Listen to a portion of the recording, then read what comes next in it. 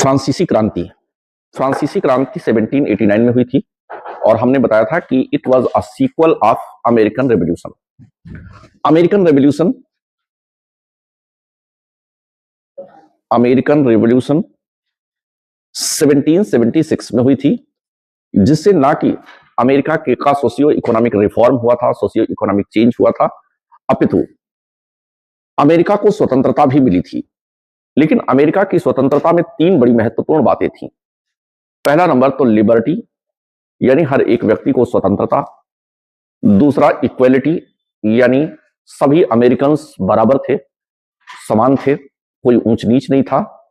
Equality और fraternity, यानी सभी अमेरिकन भाई भाई माने गए, किसी को ऊंचा नीचा नहीं माना गया, सबको समान माना गया। पूरी दुनिया में इसका संदेश गया और अमेरिका ने इसे मौखिक रूप से स्वीकार नहीं किया, बल्कि इंडिविजुअल फ्रीडम देकर के अपने कॉन्स्टिट्यूशन में इसे एक रिटन ड्राफ्ट के रूप में स्वीकार किया। इसने पूरी दुनिया को यह संदेश दिया कि हर मानव बराबर है, मानव मानव में भेद नहीं किया जा सकता। उसने डेमोक्रेसी ला करके मानव के अधिकारों को सुनिश्चित करने के लिए अमेरिका के लोगों को ही जिम्मेदारी दी। कहा आपके अधिकार आपके हाथ में, आप डेमोक्रेसी से अपने अधिकार सुरक्षित रखिए। अमेरिका ने फेडरल स्ट्रक्चर तैयार करके न केवल व्यक्ति की स्वतंत्रता सुनिश्चित की, बल्कि राज्यों की स्वतंत्रता भी सुनिश्चित की। कहा कि हर राज्य के अपने बेसिक अधिकार हैं और उस राज्य के बेसिक अधिकार को सेंटर नहीं छीन सकता। सबकी अपनी अपनी आइडेंटिटी है और उसकी आइडेंटिटी कोई डिस्टर्ब नहीं कर सकता। एरिजोना की आइडेंटिटी कैलिफोर्निया डिस्टर्ब नहीं कर सकता और कैलिफोर्निया की आइडेंटिटी को सेंट्रल गवर्नमेंट, ट्रंप जो आज राष्ट्रपति हैं, वो भी डिस्टर्ब नहीं कर सकते, यानी सेंट्रल गवर्नमेंट डिस्टर्ब नहीं कर सकती। ये इंश्योर किया गया, पूरी दुनिया में इसका संदेश गया। और फ्रांस में तो इसका संदेश जाना स्वाभाविक भी था, क्योंकि फ्रांसीसी बूट्स गए थे उस अमेरिकन रेवोल्यूशन में अमेरिकियों की तरफ से लड़ने, ब्रिटेन की सत्ता के खिलाफ। स्वाभाविक सी बात है, फ्रांस पर इसका असर पड़ना स्वाभाविक था। लेकिन फ्रांस का समाज बहुत जकड़ा हुआ समाज था। कल हमने बताया था फ्रांस का समाज तीन भागों में विभाजित था, फर्स्ट स्टेट, सेकंड स्टेट और थर्ड स्टेट में। फर्स्ट स्टेट में पादरी वर्ग था, सेकंड स्टेट में कुलीन वर्ग था, अरिस्टोक्रेट्स थे, और थर्ड स्टेट में कॉमनर्स थे, सामान्य लोग थे। जो पादरी वर्ग था फर्स्ट स्टेट और कुलीन वर्ग सेकंड स्टेट, इन दोनों को ढेर सारे प्रिविलेज मिले हुए थे, बहुत सारे विशेषाधिकार मिले हुए थे। लेकिन जो थर्ड स्टेट था वो बेचारा उपेक्षित था, बहुत लंबे समय से उपेक्षित था। लेकिन लुई 16वां के काल में 1789 के जस्ट पहले परिस्थितियां काफी बदली थी। पादरी वर्ग की प्रतिष्ठा में कमी आई थी। लोग समझते थे कि ये हम सबसे पैसा खा लेते हैं, इंडल्जेंस पेपर बेचते हैं, यानी पाप मुक्ति पत्र बेचते हैं, और चर्च में जाकर के इसका गलत उपयोग करते हैं। चर्च एक करप्ट संस्था है। पादरियों का सम्मान भी गिरा था, इसलिए वह राजा से चाहते थे कि राजा उनके सम्मान को बरकरार करने के लिए कोई कोशिश करे। कुलीन वर्ग जो एक खेतिहर वर्ग था, प्रॉपर्टीड क्लास था, सोशली इफेक्टिव क्लास अब रह गया था, अब इकोनॉमिकली इफेक्टिव क्लास नहीं रह गया था। हालांकि पहले ये इकोनॉमिकली इफेक्टिव क्लास और सोशली इफेक्टिव क्लास दोनों था, यानी सामाजिक रूप से प्रभावशाली वर्ग था, आर्थिक रूप से प्रभावशाली वर्ग था। लेकिन लुई 16वां के काल में यह सिर्फ सामाजिक रूप से प्रभावशाली वर्ग बना था, क्योंकि समाज का उच्च कुल था, उच्च तबका था। अब आर्थिक रूप से प्रभावशाली वर्ग तीसरे स्टेट से निकल करके आया था, मिडिल क्लास, जिसको आप बुर्जुआ भी कह सकते हो। बुर्जुआ यानी पूंजीपति वर्ग, big businessman, financiers, stock holders, ये सब इसमें शामिल हैं। ये मिडिल क्लास है। अब ये बहुत धनाढ्य है, खूब पैसा है इसके पास, यानी इकोनॉमिकली इफेक्टिव क्लास बन गया। लेकिन इसका सम्मान अभी तीसरे स्टेट के लोगों जैसा ही है। हालांकि ये बड़ा संपन्न है, लेकिन सामाजिक रूप से इसका वह सम्मान नहीं है जिसका यह हकदार है। इसलिए यह भी राजा से कहना चाहता है कि हमारे अधिकार बढ़ाए जाएं, क्योंकि हम देश के टैक्स में बहुत बड़ा रोल प्ले करते हैं। जो सोशली इफेक्टिव क्लास था, कुलीन वर्ग, वह भी थोड़ा दुखी था, क्योंकि लुई 14वां के काल में उसके बहुत सारे अधिकार छीन लिए गए थे। हालांकि लुई 15वां ने कुछ अधिकार वापस किए थे, लेकिन अभी बहुत कुछ वापस नहीं हुआ था। लुई 16वां से चाहते हैं कि उनके अधिकार कुछ वापस, पुराने अधिकार बहाल कर दिए जाए। इधर जो थर्ड स्टेट का मिडिल क्लास है, यानी बुर्जुआ है, पूंजीपति है, वह अपने अधिकार को इंश्योर करना चाहता है। लेकिन जो थर्ड स्टेट का लोअर क्लास है, निचला तबका है, वह भी इक्वालिटी, फ्रेटर्निटी और लिबर्टी से इंस्पायर्ड है और कह रहा है दुनिया में व्यक्ति को स्वतंत्रता है, समानता है, तो हमें क्यों नहीं। वह भी अपने अधिकारों को लेकर के चिंतित है और जरूरत पड़ने पर राजा से अपने अधिकार सुनिश्चित करने के लिए वह कहना चाहता है। 1789 के पूर्व फ्रांस की आर्थिक स्थिति बहुत दयनीय हो चुकी थी। सरकार चलाना मुश्किल था, सरकार दिवालियेपन की स्थिति में थी। इसीलिए सरकार ने, लुई 14वां ने, मोनार्क जो फ्रांस का है, उसने 175 साल बाद स्टेट्स जनरल बुलाने का निर्णय लिया। स्टेट्स जनरल की मीटिंग लुई 14वां के काल तक हुआ करती थी, लेकिन लुई 14वां ने उस स्टेट्स जनरल की मीटिंग को कराना बंद कर दिया था और वो कहता था मैं ही राज्य हूं, मेरे शब्द ही कानून है।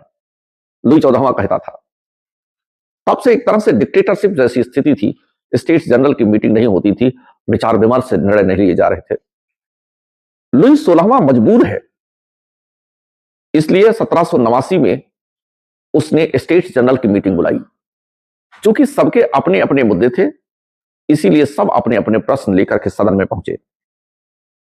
जब सदन में सभी लोगों ने अपने बात गर्मजोशी से रखना शुरू किया, तो फर्स्ट स्टेट और सेकंड स्टेट थर्ड स्टेट की बातों को मानने के लिए तैयार नहीं है। फर्स्ट स्टेट और सेकंड स्टेट की जनसंख्या मुश्किल से 5% थी, लेकिन उनका 2/3 वोटिंग राइट पर अधिकार था, जबकि थर्ड स्टेट की पॉपुलेशन लगभग 95% थी, लेकिन उनके वोटिंग राइट पर अधिकार सिर्फ 1/3 था। इसलिए वो चाहते थे कि वोटिंग राइट या तो 1 पर्सन 1 वोट हो जाए, या तो जनसंख्या के अनुपात में वोटिंग राइट हो, प्रॉपर्टी के आधार पर नहीं। लेकिन फर्स्ट स्टेट और सेकंड स्टेट इस बात को मानने के लिए तैयार नहीं थे। इसीलिए थर्ड स्टेट ने सदन का बहिष्कार किया और सदन से निकल करके वो पास में एक टेनिस कोर्ट था, जहां टेनिस खेला जाता था, वो सानिया मिर्जा वाला टेनिस कोर्ट था, वहीं टेनिस कोर्ट में जाकर के उन लोगों ने अलग मीटिंग की। थर्ड स्टेट ने, थर्ड स्टेट की लीडरशिप जो थी, उसने कहा हम नेशनल असेंबली हैं और हम नेशनल रिप्रेजेंटेटिव हैं, हम राज्य चलाएंगे। समर्थकों, जाओ देश के संसाधनों पर अधिकार कर लो, सरकार के सारी चैंबर्स पर अधिकार कर लो, हम संविधान बनाएंगे और हम संविधान के अनुसार शासन करेंगे। नेशनल असेंबली बन गई। नेशनल असेंबली ने संविधान बनाना शुरू कर दिया और शासन करना शुरू कर दिया।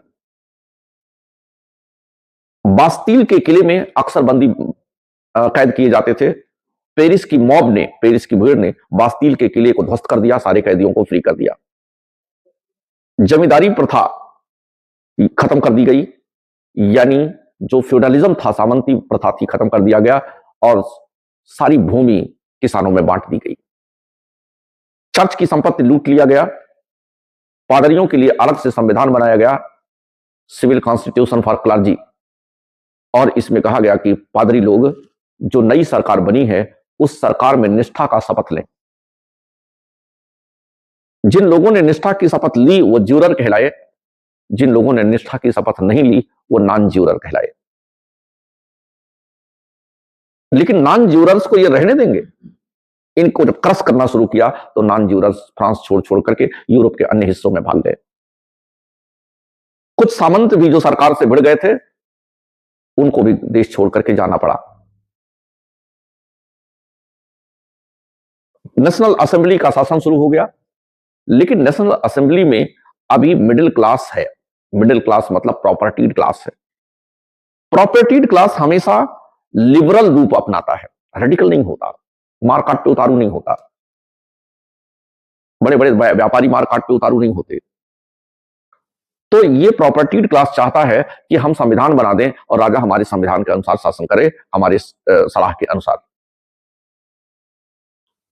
लेकिन जो लोअर क्लास की लीडरशिप है वो चाहती है नहीं सोशियो इकोनॉमिक डेमोक्रेसी हो और रिपब्लिक गवर्नमेंट बनाई जाए, राजा नहीं होना चाहिए। हालांकि मिडिल क्लास की लीडरशिप मजबूत है, इसलिए फर्स्ट राउंड में राजशाही बचा ली गई। 1791 में नया कॉन्स्टिट्यूशन आया और उस कॉन्स्टिट्यूशन के अनुसार राजशाही चली। लेकिन थोड़े ही दिनों बाद 1791 से 92 के बीच धीरे धीरे लोअर क्लास की लीडरशिप बढ़ती गई। जब लोअर क्लास की लीडरशिप बढ़ी, क्योंकि लोअर क्लास की संख्या हमेशा ज्यादा होगी, लीडरशिप बढ़ती गई, थोड़े दिनों में राजनीति करना सीख गए, तब उन्होंने कहा नहीं राजशाही खत्म ही होनी चाहिए। मिडिल क्लास की लीडरशिप कमजोर पड़ गई, वो रॉयल पावर को बचाना चाहते थे, इसीलिए मिडिल क्लास की लीडरशिप और लोअर क्लास की लीडरशिप में टक्कर हुआ। लोअर क्लास की लीडरशिप दूसरे चरण में रेडिकल्स कहलाई और दूसरे चरण में मिडिल क्लास की लीडरशिप रॉयलिस्ट कहलाई। दोनों में टक्कर हुआ, रॉयलिस्ट को ओवर पावर कर दिया गया और रेडिकल्स की सत्ता स्थापित हो गई। यानी अब दूसरे चरण में जो लोअर क्लास था वो लीड करना शुरू कर दिया रेवोल्यूशन को। लोअर क्लास यूं ही लोअर नहीं होता, अपर बनने में टाइम लगता है। किसी को आप अपर फट से नहीं बना देंगे। अगर कोई गांव का उठा करके कमजोर गरीब आदमी, एकदम गरीब आदमी ले आइए और पूरा कमरा भर रुपया भर दीजिए उसके कमरे पर, जाओ ले जाओ, वो समझ नहीं पाएगा। बीड़ी में 500 की नोट लपेटेगा, पिएगा, पिलाएगा भी। देखिए, बड़ा अचानक व्यक्ति नहीं होता, धीरे धीरे होता है। बड़ा सिर्फ अचानक ढंग से थोड़ी कोई हो जाता है, व्यवहारों में भी बड़ा होता है। देखिए, जो बड़ा आदमी है वो रियल में बड़ा होता है, वो धीरे धीरे धीरे धीरे धीरे धीरे धीरे लिबरल शेप लेने लगता है, अपनी गलतियों से सीखता है। और जो खाली अचानक बड़ा हो जाए वो एक्चुअल में बड़ा नहीं होता। ये रेडिकल्स सत्ता तो पा गए हैं, लेकिन हमेशा मारकाट पे उतारू रहते हैं। बात बात में इनका खोपड़ी गर्म हो जाती है, निकाल लेते हैं चापर। और आप समझ लीजिए, जो तुरंत बात बात में गर्म होकर चापर निकाल ले, वो समझ लीजिए वो मूर्ख है। जो बात बात में गर्म हो जाए वो समझ लीजिए मूर्ख है। क्यों मनोज? अमूमन बुद्धिमान लोग, और बुद्धिमानी अचानक नहीं आती, बुद्धिमानी एक्सपीरियंस से आती है। ये ना सोचे बुद्धिमानी अचानक आ जाती है ऐसे। हम हमेशा कहते हैं experience is more important than knowledge. Hard work beats talent when talent does not hard work, लिखा है इसके, यहां देखिए। यानी हमेशा कठिन परिश्रम प्रतिभा पर भारी पड़ता है, प्रतिभा को पराजित कर देता है, लेकिन प्रतिभा कभी भी हार्ड वर्क को पराजित नहीं कर सकती। और इसी को मैं दूसरे शब्दों में कहता हूं, experience is more important than knowledge. हमेशा ये भारी होता है। तो रेडिकल्स अभी एक्सपीरियंस नहीं लिया, अभी वह धीरे धीरे रेडिकल होते होते, गर्म होते होते ठंडा होना सीखा नहीं है, अभी गर्म ही रहना सीखा है, तो मारकाट करेगा। फिर रेडिकल्स की जब सत्ता आ गई तो रेडिकल्स भी दो भाग में डिवाइड हो गया, किसान और थोड़े से बढ़ई लुहार, मजदूर और थोड़े से बढ़ई लुहार, मतलब शिल्पी बने। लेकिन किसानों की अपेक्षा मजदूर हमेशा ज्यादा संगठित होता है, क्योंकि मजदूर अपने नेता की बात मानता है, उसके एक बात पे वो चल देगा। रेडिकल तो है वो भी, लेकिन अपने नेता की बात मानता है। किसान अपने नेताओं तक बात नहीं मानता, किसान कहता है वो हमसे ज्यादा बड़े नेता, हम ही नेता है, अपने नेता बनता है। तो जहां 100 नेता हो वहां लड़ाई तो हो गई, वो संगठन कोई मजबूत संगठन नहीं बढ़ेगा। किसानों का यह संगठन कहलाया जिरोंदिस्त और मजदूरों का संगठन कहलाया जैकोबिन्स। जैकोबिन्स ज्यादा संगठित है, जिरोंदिस्त कम संगठित है। अब जैकोबिन्स और जिरोंदिस्त में भिड़ंत, जैकोबिन्स ज्यादा संगठित हैं, तो तीसरे चरण में जैकोबिन्स ने जब बात बनी नहीं, दोनों के बीच झगड़ा हो गया, तो सदन में जिरोंदिस्तों को घींच घींच कर दरवाजे पर बाल दिया।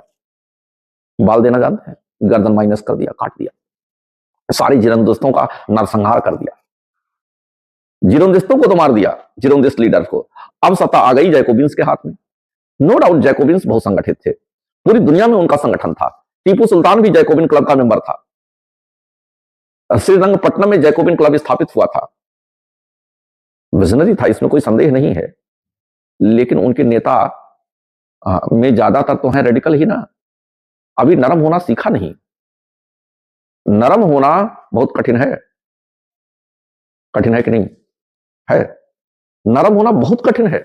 मैं आपको बताता हूं, आप बीती एक व्यक्ति से मेरा पंगा हो गया और मुझे यही मन में आता था, मिले तो इनको कूट दूंगा, लेकिन मैं प्रण कर लिया कि बुद्ध की तरह मुझे नाराज नहीं होना है, बहुत शांति भाव से उससे बात करनी है। मैं 3 दिन गया उससे मिलने, जैसे देखते मेरी खोपड़ी गनगना जाती एकदम से क्रोध से। फिर मैं सोचता बेटा अभी चले जाओ, कल ट्राई करना। फिर दूसरे दिन गया, फिर दूसरे दिन खोपड़ी गनगना गई। मतलब बड़े सहज भाव से बोलने के लिए क्षमता ही नहीं थी। फिर तीसरे दिन गया, फिर सोचा, फिर सहज भाव नहीं आया, खोपड़ी इतनी गनगना गई। फिर मैं लौट गया, हार गया कि बुद्ध बनना इतना आसान नहीं है। मतलब नरम रहना बहुत कठिन है, क्योंकि गलत को बर्दाश्त करना और बड़े ही मुस्कुरा के उसका उत्तर दे देना बड़ा कठिन है, आसान नहीं है। ये बहुत अनुभव के बाद आता है, बुद्धत्व को प्राप्त करने के बाद आता है। ये भाव रेडिकल सीन में, जैकोबिन्स में भी नहीं है, क्योंकि लीडरशिप तो वहीं जा रही है। कुछ लीडर तो अच्छे हैं, ऊपर वाले पहुंच गए हैं, लेकिन नीचे वाले वो भाव सीख नहीं पाए, और संख्या तो उन्हीं की ज्यादा है। फिर आपस में एक नेता पैदा हुआ, वो लीड कर रहा था, तो दूसरा पैदा हुआ, तो दूसरे नेता ने तो पहले वाले मरवा दिया। फिर वो नेता हुआ तो दूसरा अगला पैदा हुआ तो उनको मरवा दिया। और इस तरह से रॉबस्पियरे अंतिम जैकोबिन नेता था 1794 में। उसके मर्डर के साथ ही जैकोबिन्स की लीडरशिप खत्म हो गई। फिर फ्रांस में जो पहले से ही शासक वर्ग के साथ जुड़ा हुआ ब्यूरोक्रेसी थी, उसी ने सत्ता संभाली, जिनको दक्षिणपंथी कहा गया, थार्मोडियंस कहा गया। 1795 में उनकी सत्ता स्थापित हुई, थार्मोडियंस की, दक्षिणपंथियों की। दक्षिणपंथियों ने कहा कि यह सब राजनीति की वजह से हुआ है, इसलिए संविधान बनाने के लिए 2 चैंबर्स तो बनाए जाए। हमारे यहां भी 2 चैंबर्स हैं, अपर हाउस और लोअर हाउस।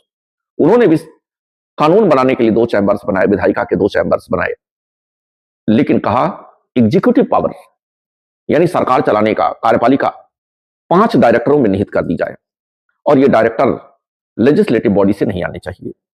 तो कहां से आएंगे? जैसे देश का बहुत धीरे धीरे जो सबसे टॉप मोस्ट का एडमिनिस्ट्रेटर हो, टॉप मोस्ट का रेवेन्यू ऑफिसर हो, टॉप मोस्ट का मिलिट्री ऑफिसर हो, टॉप मोस्ट का पुलिस ऑफिसर हो, तो ऐसे जो देश के टॉप मोस्ट के भिन्न भिन्न क्षेत्रों के एक्सपर्ट हैं, उनको मिलाकर के 5 डायरेक्टर बनाया जाए, और यही डायरेक्टर उन कानूनों को लागू कराएं जो दोनों चैंबर्स बनाते हैं। लेकिन अच्छा था ये, लेकिन प्रॉब्लम ये थी कि 5 लोगों को हाईजैक करना आसान था। कोई डिक्टेटर पैदा होता तो 5 ही लोगों को तो हाईजैक करना था। और 50 लोगों की काउंसिल ऑफ मिनिस्टर्स को हाईजैक करना आसान नहीं है, लेकिन 5 लोगों को तो किया जा सकता है, और यही हुआ। इटली के नीचे फ्रांस का एक भाग है जिसको कहते हैं कोर्सिका। उसी कोर्सिका में एक बच्चा पैदा हुआ। वो बच्चा थोड़ा बड़ा हुआ, मिलिट्री स्कूल में पढ़ा लिखा, और फ्रांस में सेना के अधिकारी के पद पर नियुक्त हुआ। क्रांति काल में चूंकि उथल पुथल बहुत था, इसलिए फटाफट प्रमोशन पाया, और प्रमोशन पा करके यूरोप के तमाम देशों के विरुद्ध, यूरोप के तमाम देशों के कोएलिशंस के विरुद्ध इसने अनेक सफलतापूर्वक युद्ध छिड़े, विजय पाई, फ्रांस का विस्तार किया। फ्रांस की जनता ने इसे सिर आंखों पर बैठा लिया। जब जनता सिर आंखों पर बैठाती है तो अंधी होकर बैठाती है, क्योंकि जनता के अमूमन विजन नहीं होता। ये इतना पावरफुल हो गया कि 1799 में कहा ये सब डायरेक्टर्स भ्रष्ट हैं, ये सब देश लूट रहे हैं। इनके पावर को सीज किया, और सीज करके पावर अपने हाथ में ले लिया। 1804 में कहा मैं मोनो अंकल हूं। मोनो मीन्स अकेला। जैसे मोनोरेल चलती है, कहां चलती है मोनोरेल? कहां चलती है? बंबई में एक पटरी चलती है, तो मोनोरेल। वैसे कहा मैं मोनो अंकल हूं, अकेला अंकल हूं। अंकल मतलब किसका अंकल? जनता का। तो किसका भाई है अंकल कह रहा है? राजा का अकेला भाई। राजा का अकेला भाई तो राजा यही हुआ ना, कहा मैं मोनो अंकल हूं, फिर से राजशाही ले आया। आप सोचिए जितनी नौटंकी हुई थी राजशाही के खिलाफ, और फिर से नौटंकी में राजशाही आ गई, फिर से राजशाही देखिए आ गई। और राजशाही के लिए सब कुछ हो रहा था क्यों मनोज? फिर से राजशाही आ गई। मतलब नेपोलियन बोनापार्ट क्रांति के कीचड़ से पैदा हुआ, लेकिन क्रांति के आदर्शों को ही उलट दिया। लेकिन जब व्यक्ति सफलता पाता है ना, तो कई बार फिर वही नम्र रहना भूल जाता है। इसके साथ भी यही हुआ, फिर बेअंदाज हो गया, तमाम देशों के साथ युद्ध लड़ता रहा, 2 बार पराजित हुआ। 1812 में रूस से पराजित हुआ, उसे एल्बा आइलैंड पर निर्वासित कर दिया गया, लेकिन जनता ने उसका साथ दिया। 100 डेज का कैंपेन करके फिर से फ्रांस की गद्दी प्राप्त कर लिया, जनता का सहयोग मिला। लेकिन 1814 में जब पराजित हुआ वाटरलू की लड़ाई में, तो इसे सेंट हेलेना आइलैंड में भेजा गया, इसके अधिकारियों और कर्मचारियों के साथ, मिलिट्री ऑफिसर्स के साथ। वहीं पर एक दिन नेपोलियन बोनापार्ट अपने टॉप क्लास के ऑफिसर्स के साथ मरा पड़ा मिला। जो निचला अधिकारी वर्ग था वो जिंदा था। लोग कहते हैं फूड पॉइजनिंग हुई, क्योंकि जो टॉप क्लास का अधिकारी वर्ग था मेटेलिक थाली में खाना खाया, खाना उस थाली से रिएक्शन कर गया, सब मर गए। और जो निचला अधिकारी वर्ग था वो पत्तल में खाना खाए थे, इसलिए बच गए। नेपोलियन का अवसान हो गया। नेपोलियन ने एक और बहुत बड़ी गलती की थी, कॉन्टिनेंटल सिस्टम ला करके, महाद्वीपीय व्यवस्था ला करके। लेकिन कहानी लंबी हो जाएगी, इसलिए पहले लिख लेते हैं और फिर आगे बढ़ते हैं। तो हमारे एग्जाम में यहां से जो क्वेश्चन आ रहा है, आ सकता है, वो पूछ सकता है कि फ्रांसीसी क्रांति के कारण क्या थे, इसके प्रभाव की चर्चा कीजिए। एक क्वेश्चन तो यह बन सकता है। दूसरा क्वेश्चन बन सकता है who are Jacobins, discuss, Jacobins कौन थे, चर्चा कीजिए। तीसरा क्वेश्चन पूछ सकता है नेपोलियन क्रांति पुत्र था जो आ चुका है, अब नहीं आएगा। अगला क्वेश्चन बनने वाला है नेपोलियन की महाद्वीपीय व्यवस्था, कॉन्टिनेंटल सिस्टम ऑफ नेपोलियन। इतने टाइप के क्वेश्चन यहां से आ सकते हैं। तो पहले कारण लिखते हैं, फिर इनके प्रभाव लिखेंगे।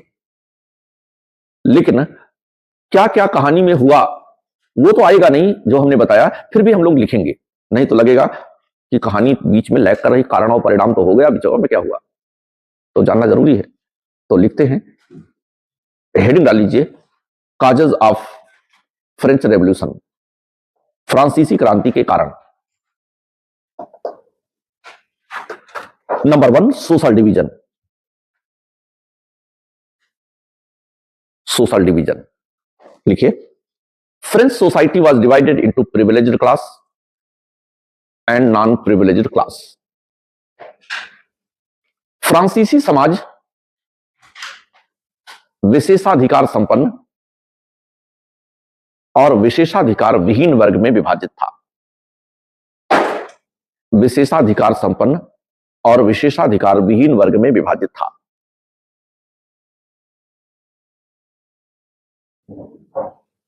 चेंज, विशेषाधिकार संपन्न वर्ग में, विशेषाधिकार संपन्न वर्ग में पादरी वर्ग और कुलीन वर्ग आते थे, जबकि विशेषाधिकार विहीन वर्ग में, मध्य वर्ग और निम्न वर्ग आते थे, मध्य वर्ग और निम्न वर्ग आते थे।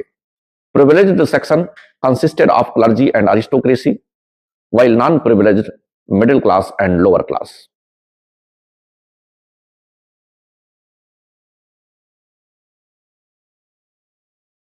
ये स्ट्रक्चर बना लीजिए, फ्रांसीसी समाज 2 भाग में, प्रिविलेज्ड विशेषाधिकार संपन्न, नॉन प्रिविलेज्ड विशेषाधिकार विहीन।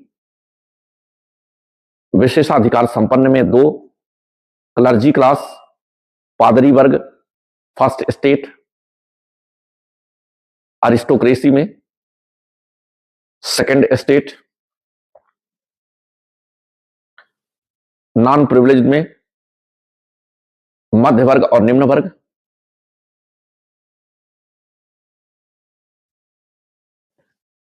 इसमें थर्ड स्टेट।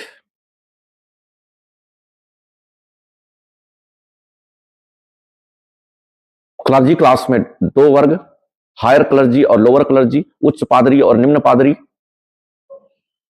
उच्च पादरी और निम्न पादरी।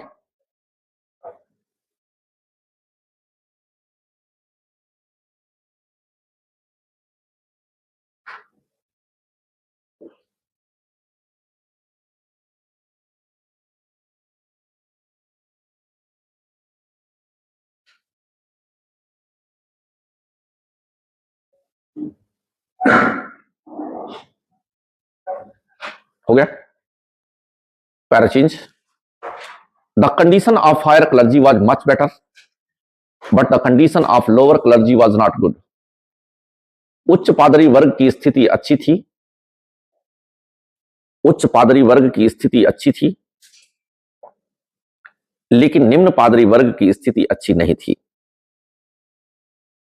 लेकिन निम्न पादरी वर्ग की स्थिति अच्छी नहीं थी। It was much near to that of commoners. यह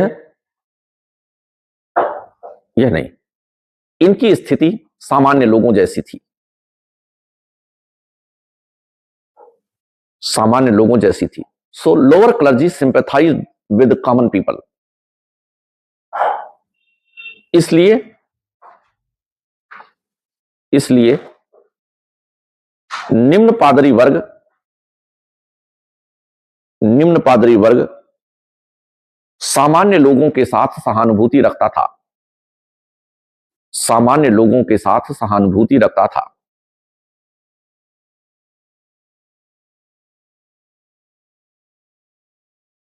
पैराचेंज। कुलीन वर्ग को भी राजशाही से कुछ शिकायतें थी, कुलीन वर्ग को भी राजशाही से कुछ शिकायतें थी, कुछ शिकायतें थी।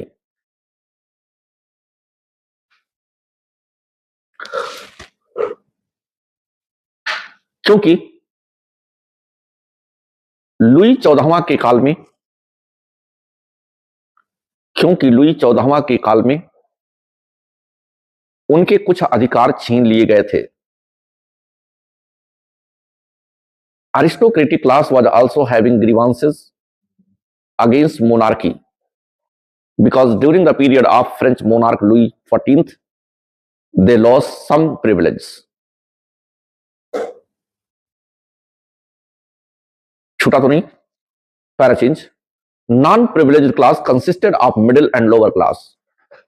विशेषाधिकार विहीन वर्ग में, पैराचेंज करके, विशेषाधिकार विहीन वर्ग में मध्य वर्ग और निम्न वर्ग आते थे। मध्य वर्ग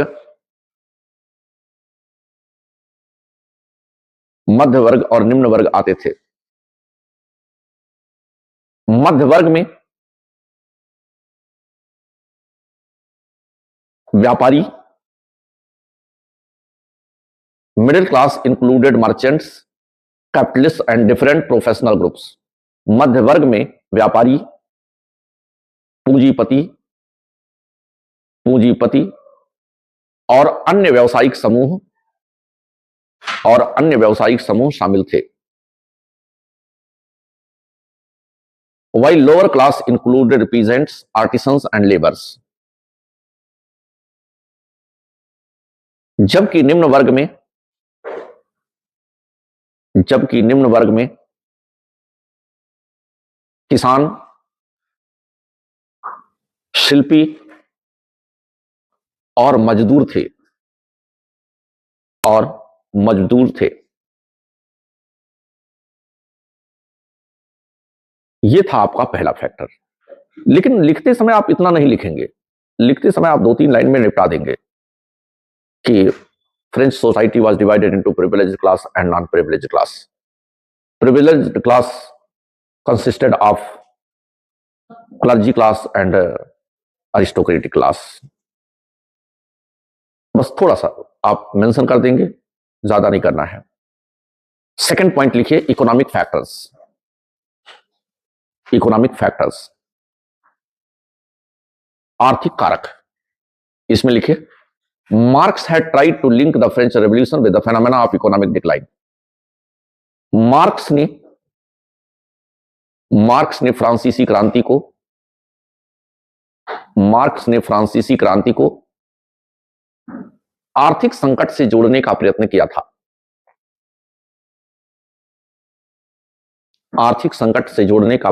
था। But some other scholars like D. Tactile and C.J. Davis were not convinced with this view. लेकिन अन्य विचारक जैसे D tactile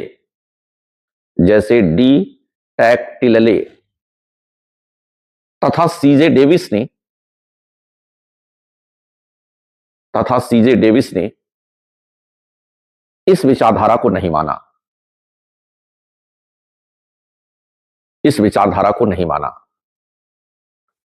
पैराचेंज according to D. Tactile, when French Revolution started, the French economy was improving. D. Tactile ने लिखा कि tactile लिख दे ने माना कि फ्रांसीसी क्रांति के दौरान फ्रांसीसी अर्थव्यवस्था में सुधार हो रहा था।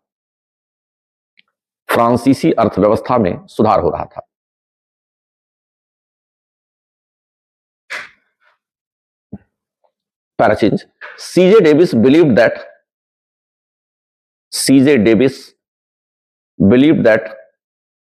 a short term of economic recession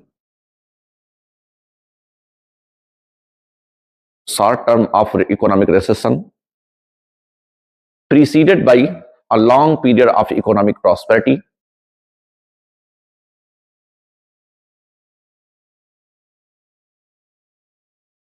creates a very favorable condition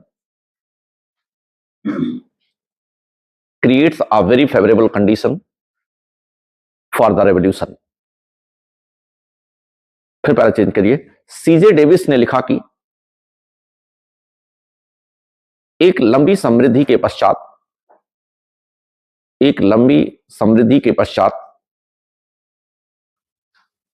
छोटी अवधि की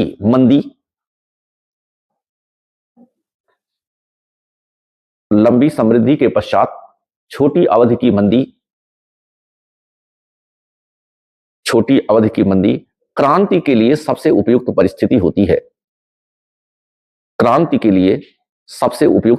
होती है।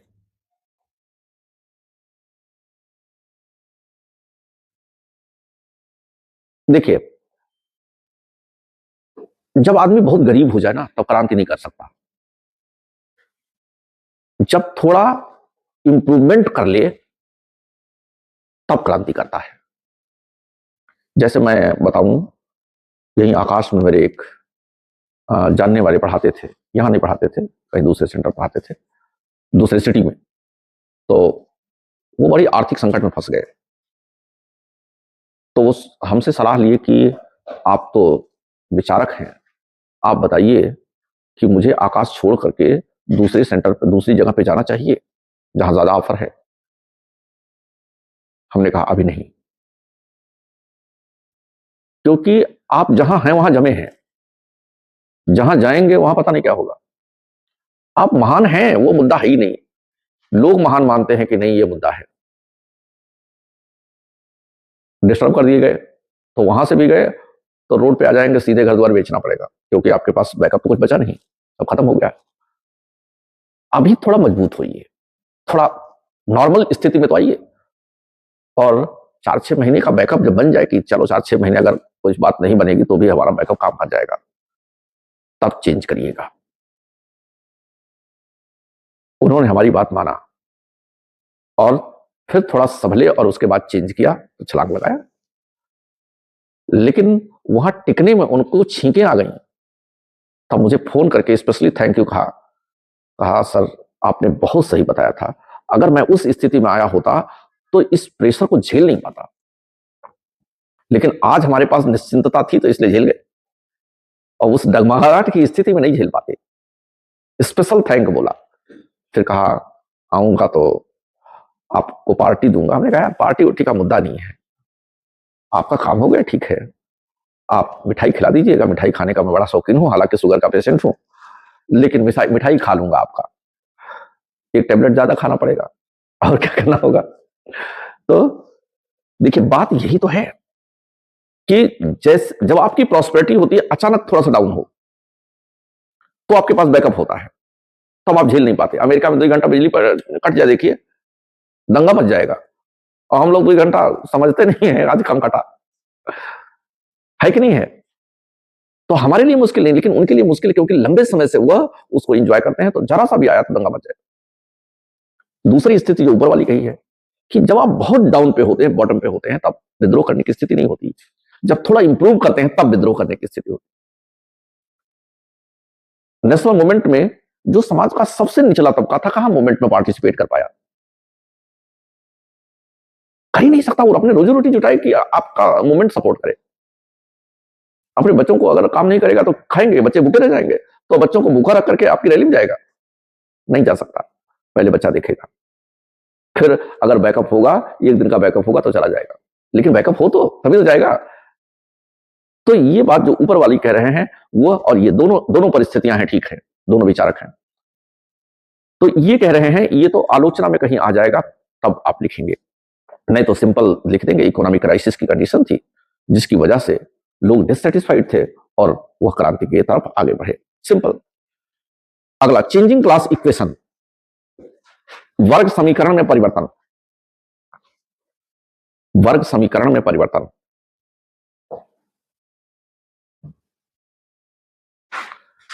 During this period of economic crisis,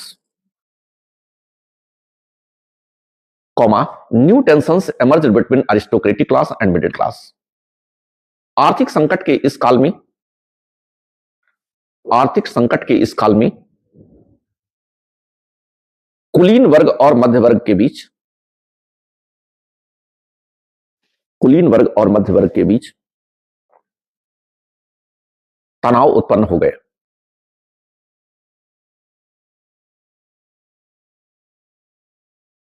both classes were going to be more and more dissatisfied with the monarchy.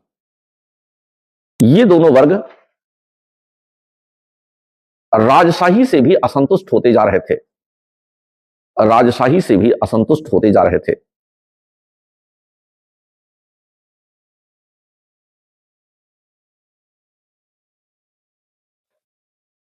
राजशाही से भी असंतुष्ट होते जा रहे थे। अगला point, role of French thinkers and philosophers. फ्रांसीसी विचारकों और चिंतकों की भूमिका, फ्रांसीसी विचारकों और चिंतकों की भूमिका, इसमें लिखिए, they provided an ideological base for the revolution. चिंतकों ने क्रांति के लिए, चिंतकों ने क्रांति के लिए वैचारिक आधार प्रदान किया, वैचारिक आधार प्रदान किया। The philosophers were, philosophers belong to, ऐसे लिखिए, philosophers belong to the middle class, so they believed in peaceful transformation, not in revolution. चिंतक मध्य वर्ग से संबंधित थे, चिंतक मध्य वर्ग से संबंधित थे, इसलिए वे शांतिपूर्ण परिवर्तन, शांतिपूर्ण परिवर्तन में विश्वास करते थे, शांतिपूर्ण परिवर्तन में विश्वास करते थे, क्रांति में नहीं। But they invented certain terms and phrases of protests which was used by revolutionaries in their favor. लेकिन चिंतकों ने कुछ ऐसे पद निर्मित किए निर्मित किए, जिसे क्रांतिकारियों ने क्रांति के लिए प्रयुक्त किया।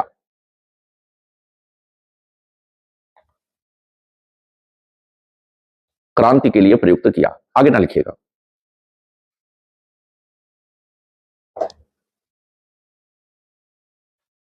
लास्ट लाइन ना लिखिएगा। अगला हेडिंग डाल लीजिए, बैंक्रप्सी ऑफ मोनार्की, राजशाही का दिवालियापन।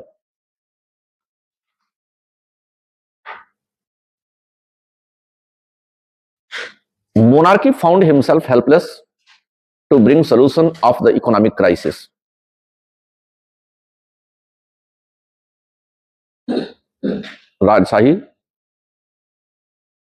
राजशाही आर्थिक संकट का समाधान नहीं कर पाई। हेडिंग डाल लिया, राजशाही का दिवालियापन, और उसके नीचे लिखे राजशाही आर्थिक संकट का समाधान नहीं कर पाई, इसलिए 175 साल बाद स्टेट्स ऐसे लिखेंगे, स्टेट्स जनरल बुलाने का निर्णय किया। Hence it decided to call session of States General after 175 years. Thus monarchy had surrendered before the situation. इस प्रकार राजशाही ने परिस्थिति के आगे घुटने टेक दिए।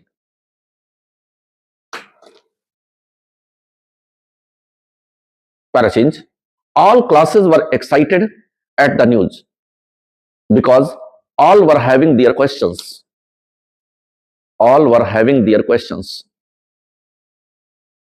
सभी वर्ग उत्साहित थे। पैराचेंज करिए, सभी वर्ग उत्साहित थे क्योंकि सभी के अपने अपने प्रश्न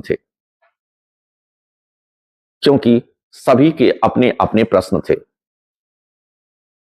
पैराचेंज करिए। In this session, differences appeared on the issue of voting. इस सभा में, पैराचेंज करिए, इस सभा में मतदान के मुद्दे पर विवाद उत्पन्न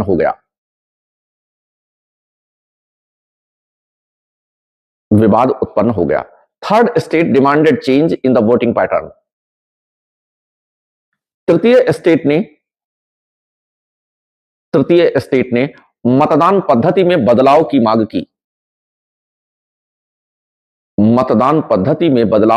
की।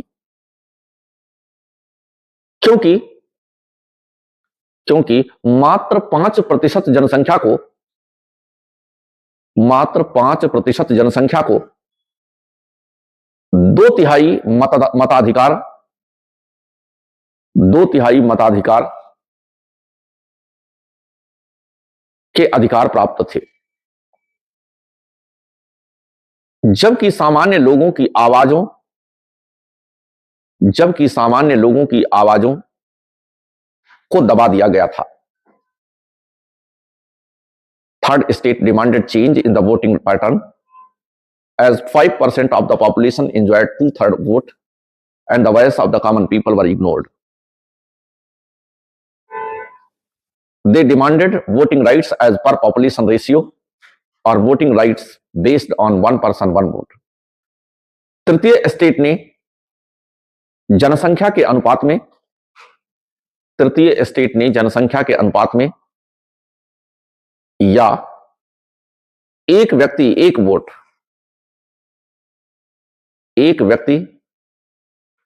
वोट की मांग की, बट डिमांड वॉज डिनाइड। लेकिन मांग को अस्वीकार कर दिया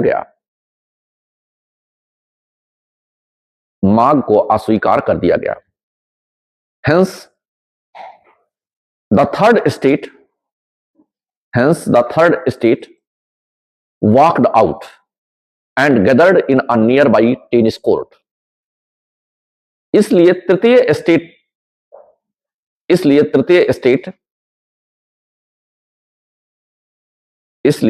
तृतीय स्टेट ने सदन का बहिष्कार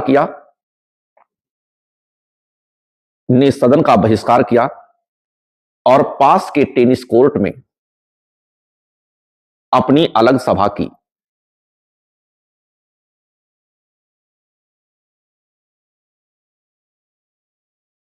and declared themselves national representative aspiring to frame the constitution for France.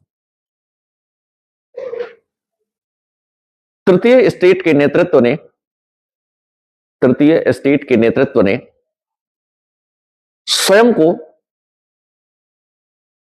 को राष्ट्रीय प्रतिनिधि घोषित कर दिया ताकि संविधान का निर्माण किया जा सके। इस प्रकार नेशनल असेंबली अस्तित्व में आई और 1789 में क्रांति की शुरुआत हो गई। ये तो कारण थे और थोड़ी आगे की घटना। अब हेडिंग डाल लीजिए, various stages in French revolution. फ्रांसीसी क्रांति में अनेक चरण। Various stages in French revolution.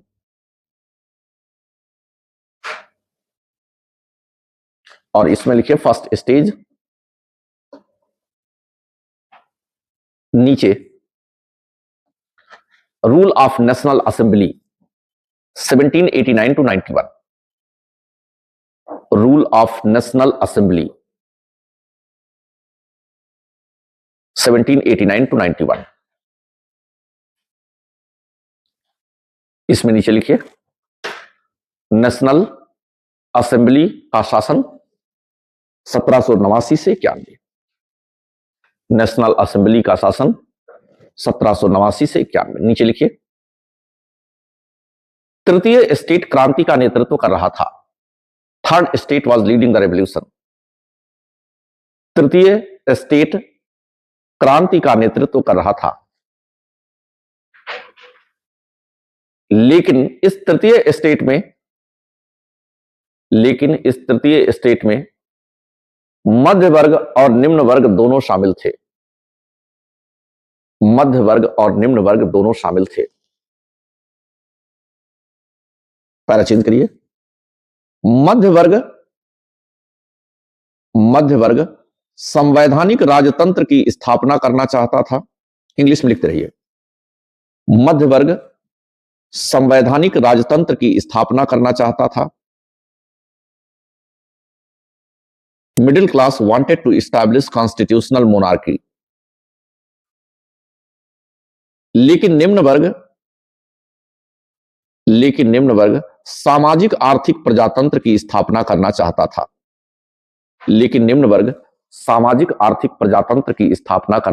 था। But lower class socio economic democracy.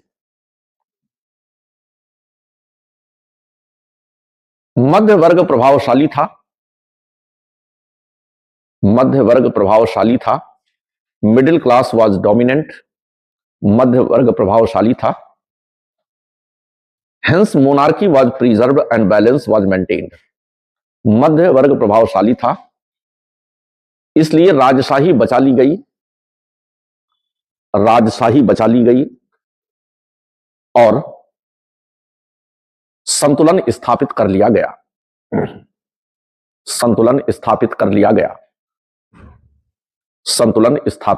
गया। नीचे लिखिए इवेंट्स, घटनाएं। क्या हुआ क्रांति में, इन लोगों ने क्या तोड़फोड़ की, तो घटनाएं लिख लीजिए पहले स्टेज में क्या हुआ। घटना में नंबर 1, 14 जुलाई 1789 को, घटना में नंबर 1 14 जुलाई 1789 को पेरिस की भीड़ ने बास्तील के किले को गिरा दिया। अगला पॉइंट, 4 अगस्त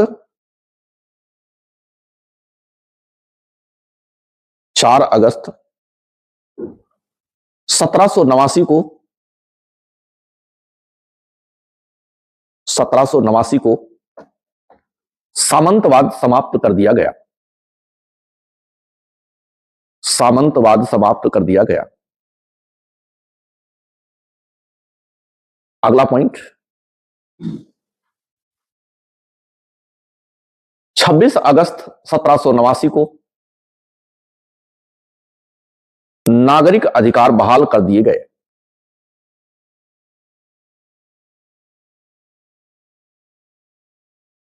नागरिक अधिकार बहाल कर दिए गए। अगला पॉइंट, नवंबर 1789 में चर्च की संपत्ति पर धावा बोल दिया गया और उसे राष्ट्रीय संपत्ति घोषित कर दिया गया। अगला पॉइंट, 1790 में टाइथ्स का समापन कर दिया गया। टाइथ्स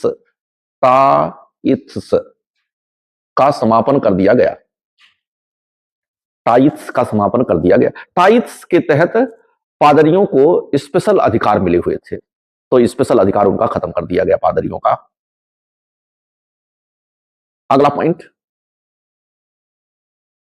the civil constitution of clergy 1791। 1791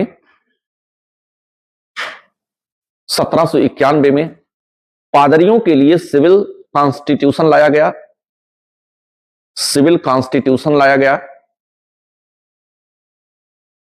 और उनसे निष्ठा की शपथ लेने के लिए कहा गया।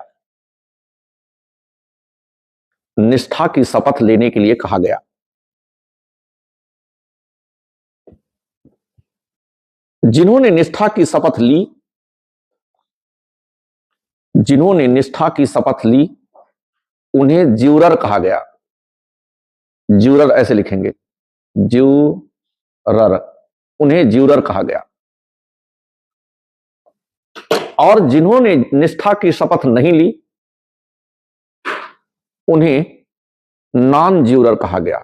नॉन हिंदी में लिख लीजिए, नॉन ज्यूरर कहा गया। अधिकतर नॉन ज्यूरर भागकर यूरोप चले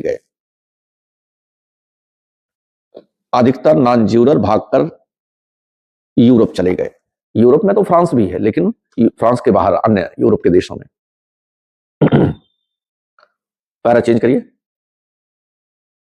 नेशनल असेंबली ने 1791 में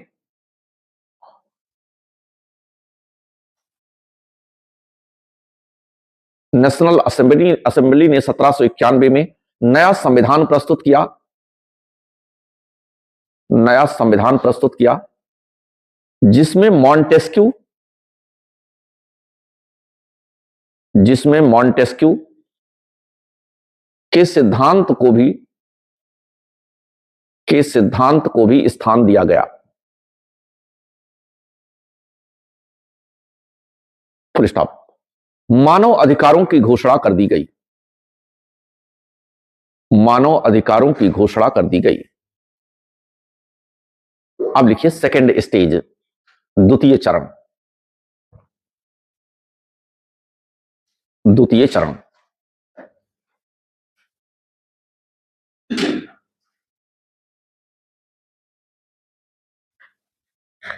सेकेंड स्टेज में लिखिए, second stage time period 1791 to 92। द्वितीय चरण 1791 से 92, एक ही साल चला। इसमें लिखिए, in this stage, middle class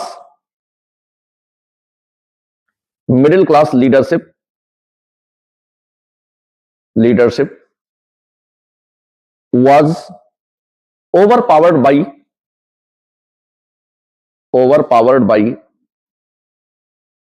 the lower class leadership.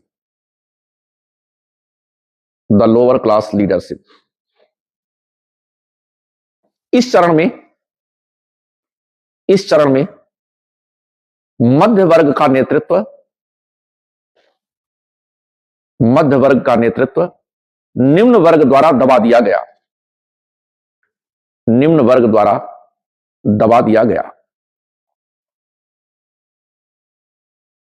गया। Full stop. नेशनल कन्वेंशन, पहले चेंज करिए, national convention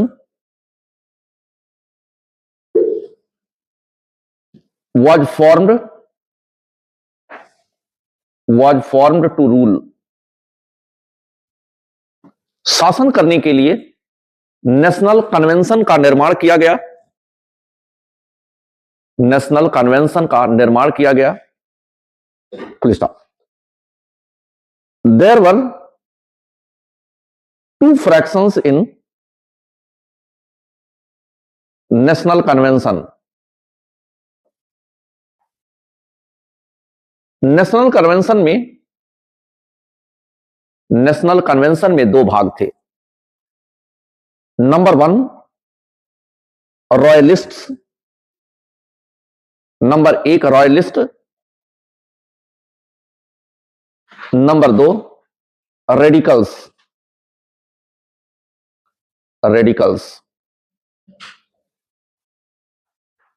पैराचेंज। Royalists wanted to save monarchy,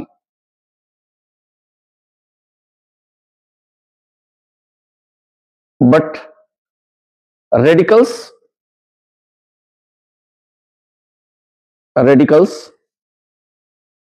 wanted to abolish monarchy, wanted to remove monarchy.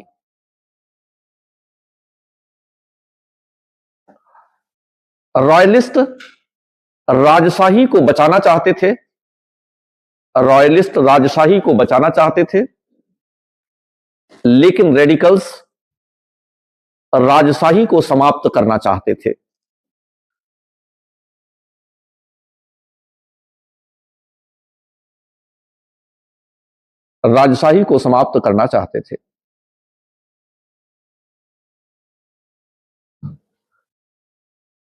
Radicals में RA होगा, ए कर लीजिएगा। Radicals wanted to establish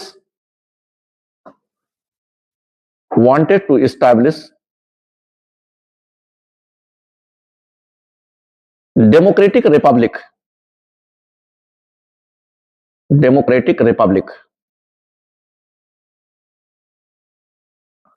radicals प्रजातांत्रिक गणतंत्र की स्थापना करना चाहते थे।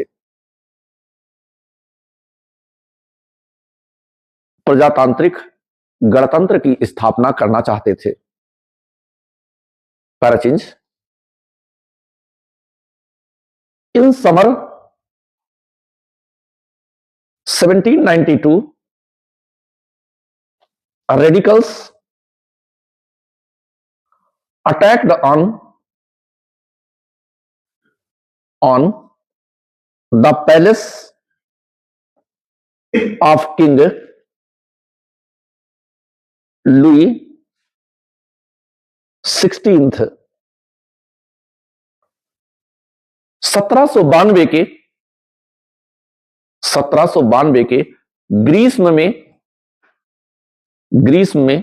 रेडिकल्स ने लुई 16वां के महल पर धावा बोल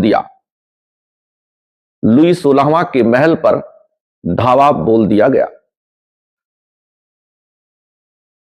किंग was arrested, राजा गिरफ्तार हुआ, राजा गिरफ्तार हुआ, एंड एंड गिलोटिन्ड पब्लिकली, गिलोटिन एक मशीन होती है, एंड गिलोटिन्ड पब्लिकली,